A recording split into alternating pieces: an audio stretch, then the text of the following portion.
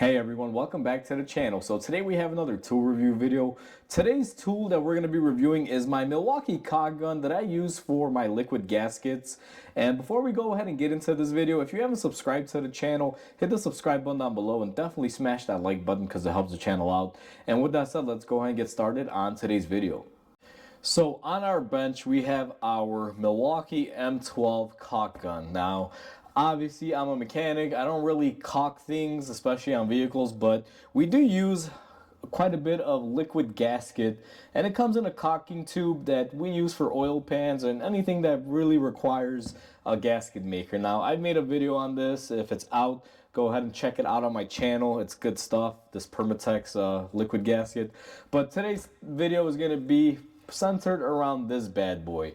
Now, they make two variations to this. You can buy a M12 or a M18 version. I chose the M12 just because of how I'm going to be using it, which is very low duty, and the fact that it was priced more attractively. I believe I got this on sale at Home Depot and I paid like 120 bucks for the whole caulk gun. Now that was just the actual gun itself.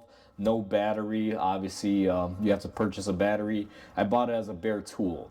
Now, this thing is absolutely wonderful, especially for what I use it for, which is going to be, silicone gasket and stuff like that.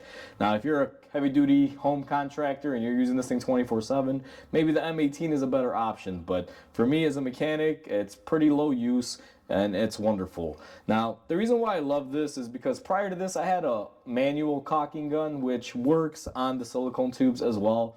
But, I just find sometimes it was difficult to work with it, especially when you gotta, let's say, have an oil pan, you're going around the perimeter, you have to release and press and squeeze, and sometimes you would overdo it. And I like this because all you have to do is pull the trigger and, do whatever you got to do. Trace your outline, lay down your silicone, however you prefer. It makes life easy. Now, to go over a few features is going to be pretty simple. You have your M12 battery slot right there. You can put any sort of M12 battery in it.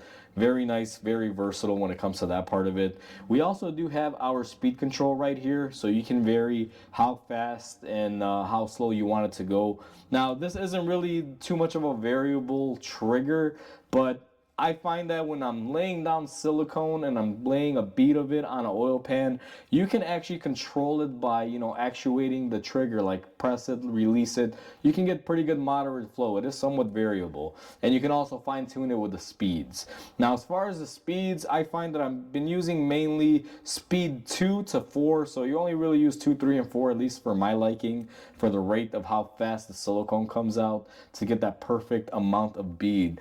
And it's really good at what it does. I've used this thing, I want to say, for about a year and a half, 2 years now, and I absolutely love it. Now, one thing that I do want to show you is that we have our speed control here, we have our trigger. Now, we have our trigger lock, and the way the trigger lock works is that if it's on and you can actuate it, it's just basically going to work. Now, in order to be able to fill up our silicone in here or put our cartridge, you have one of two ways of doing it. You can basically push it into lock mode, which will lock the trigger, and it'll also allow you to pull on your plunger all the way back. And then you can simply just take your tube, put it in there and load it up. And then what you would have to do is go ahead and unlock it and go ahead and let it pull it in by itself. Now, the other way for you to also do this, if you ever have, let's say, a jam up where sometimes the caulk will go around it, or let's say your silicone gasket, because I have found that sometimes, depending on how fast you're squeezing this, you may get a little bit of whatever you're using on it coming back out the opposite way. So if that ever happens, you can simply just unscrew this and take out your whole tube and basically clear up the clog. Now, I don't know how well the camera's going to pick it up on mine, but you can see there's some silicone on the back here.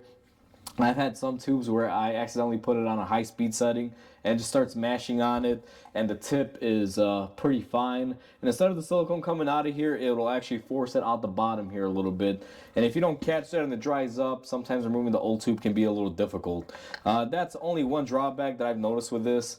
But again, it's something that happens due to operational error, not due to effect of the gun itself. If you have a really tiny outlet on your tube and you have this on speed 6, it's really gonna wear into place and it's gonna, not come out fast enough, it's gonna find a way to come out.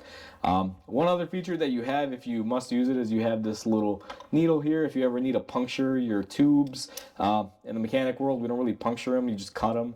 But just to show everyone a rate on this, so if I have it on speed 1, let's just try this out and see how it'll actuate. Now it's actually moving, but it moves very, very slow. I don't know if the camera's even gonna be able to pick it up.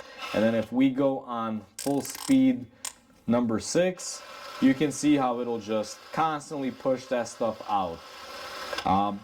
The one thing that I do love about it, and I don't know if the camera will pick it up, I'm gonna go ahead and actuate, and let's pay attention to this plunger. So it's going to go ahead and push it out, and then it automatically retracts it back a little bit. So when you release the trigger, it'll stop the flow of the silicone or gasket or whatever you're using on it.